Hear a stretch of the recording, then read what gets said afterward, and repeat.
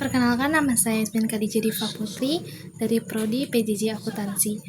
Di sini saya akan menjelaskan mengenai perekonomian Tiongkok guna untuk pengumpulan tugas ujian mata kuliah ekonomi makro.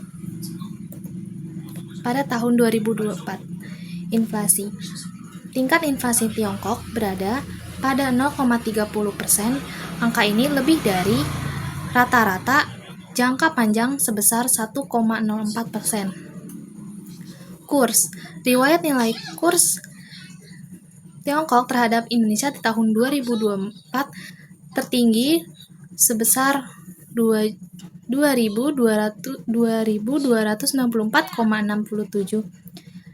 Juni 2024 terendah di 2.149,89 di September 2024. PDB atau Produk Domestik Bruto. PDB Tiongkok ada tahun 2024 adalah 134.908,4 miliar yuan. Yang pertama ada inflasi Tiongkok. Inflasi rendah di Tiongkok mencerminkan proses disinflasi yang terutama didorong oleh pemulihan yang lebih kuat di sisi penawaran daripada di sisi permintaan. Ditambah dengan persaingan yang ketat dalam produk konsumen, penurunan pasar properti sejauh ini belum mengakibatkan penurunan besar deleveraging yang luas di sektor rumah tangga dan korporasi serta pengetahuan keuangan. Pada tahun 2024, rata-rata tingkat inflasi tahunan di Tiongkok berkisar sekitar 0,2% dibandingkan dengan tahun sebelumnya. Untuk tahun 2025, proyeksi IMF memperkirakan inflasi sedikit negatif. Yang kedua, kurs Tiongkok. Nilai tukar USD Cina adalah tingkat referensi yang tidak digunakan dalam perdagangan mata uang yang sebenarnya.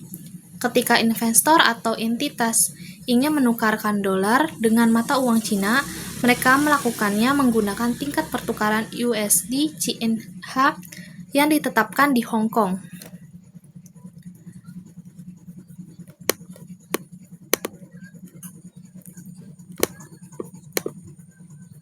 Bank Rakyat Cina menetapkan tingkat titik tengah yuan dan yuan onshore diizinkan berdagang 2% lebih tinggi atau lebih rendah dari tingkat referensi.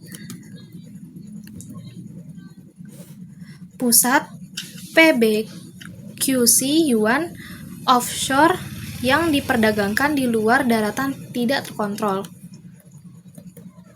Yang ketiga, produk domestik bruto Tiongkok. Pada tahun 2024, PDB Tiongkok mencapai RMB 134.91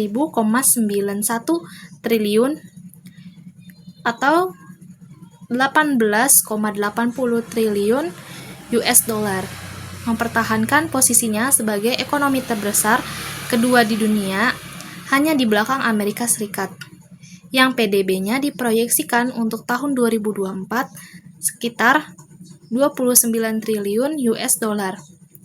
Hal ini mencerminkan pertumbuhan tahun ke tahun sebesar 5,0%. Setelah dengan target resmi pemerintah tersebut sebesar sekitar 5% yang ditetapkan selama 2 sesi 2024, meskipun lebih lambat dari pertumbuhan 5,2% yang dicapai pada tahun 2023. Hal ini menyoroti pemulihan yang stabil yang sebagian besar didorong oleh kinerja ekspor yang kuat dan langkah-langkah stimulus yang ditargetkan sepanjang tahun.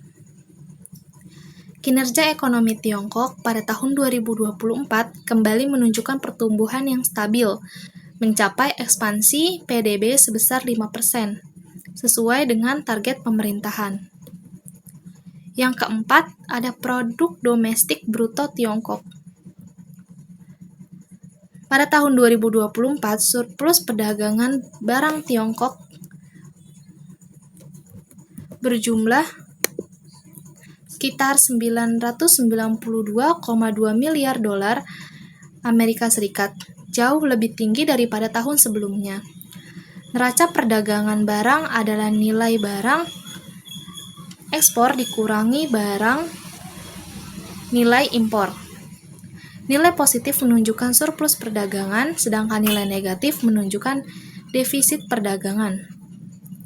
Pada tahun 2024, impor barang Tiongkok berjumlah sekitar 2,59 triliun dolar Amerika Serikat, sedangkan total ekspor bertambah menjadi sekitar 3,58 triliun dolar Amerika Serikat.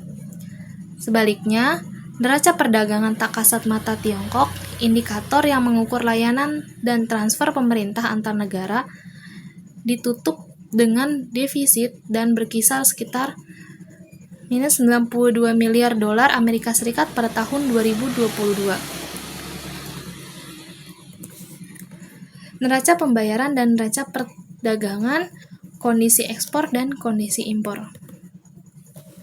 Kesimpulan yang dapat diambil adalah total penjualan eceran barang konsumsi di Tiongkok mencapai RMB 4,88 triliun atau 679,81 miliar US dollar.